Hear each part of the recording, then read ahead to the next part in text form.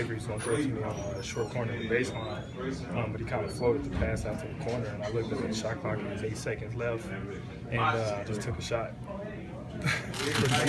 Took a shot, and I was confident enough to take it. It has to be a confidence boost. I mean, you've been working on your three pretty hard the last few weeks, so it's got to boost your confidence. Definitely. You know, that was the biggest knock on my game coming into the league is I couldn't shoot really. And over the last 12, 13 games, I think I've been shooting the ball pretty well, and I've been in the field every day. What have you been doing differently in the gym? Just trying to stay consistent with jumping straight up and down. Floating to the sides, left and right. Talk about your defense. I've always known ever since high school what my problem was just not actually getting in the gym and working on it. Talk about defending Tyreke Evans, a guy who's very big, strong guy like yourself. Oh man, it was definitely a challenge for him.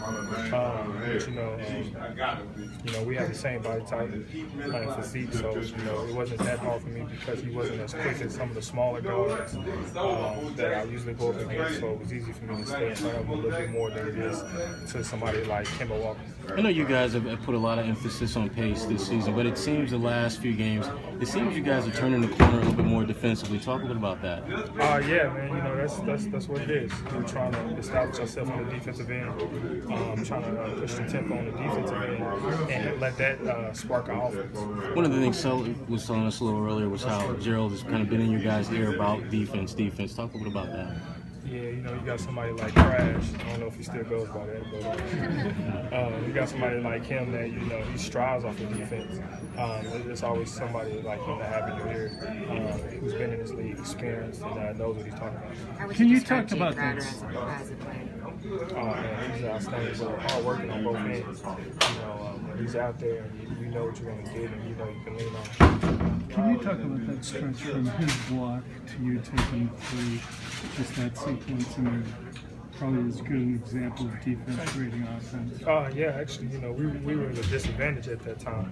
He came from the weak side, got the block. But that's kind of what we've been focusing on, just helping each other out on the defensive end. And that's what Jay brings, another person besides me, Avery, and everybody else who's on the court. It brings an extra player that's going to bring it in. You can look to play defense. What does this mean tonight show for you guys? It just shows our tenacity and the type of team we are. We're young. But we have a lot of potential talent on this team, and we're forced to be reckoned if we stay consistent. Does the criticism of you guys being a young team and rebuilding kind of fuel the fire? A little bit. It's kind of like being a younger brother. You're always told you can't do this, you'll never do this, you're younger brothers. And you just want to prove it wrong. And that's kind of what I'm trying to do. Marcus, how far are you from being a leader on this team? I still have a long way to go.